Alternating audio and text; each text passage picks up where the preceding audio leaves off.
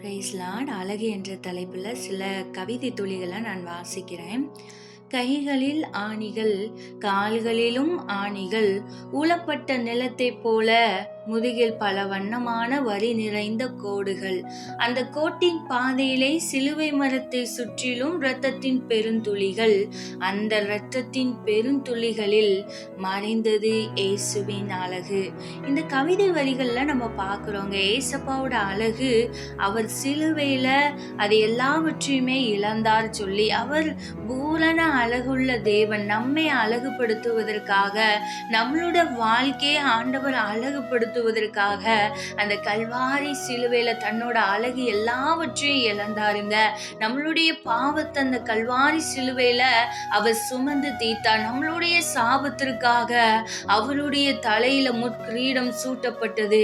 இன்னைக்கு அதே தேவன் உங்களை நோக்கி பார்க்கிறாரு. உங்க கிட்ட ஆண்டவர் ஒரு வார்த்தையை சொல்றாரு, உனக்காக நான் என் அழகையே இழந்தேன். உன்னை விட்டு நான் எப்படி விலகுவேன், உன்னை நான் எப்படி கைவிடுவேன் அப்படின்னு சொல்லி ஆண்டவர் சொல்றார். அந்த ஏசப்பா நமக்காக அந்த கல்வாரி சிலுவையில அவரோட ரத்தத்தையே சிந்தி நம்மளை மீட்டெடுத்திருக்கிறாருங்க.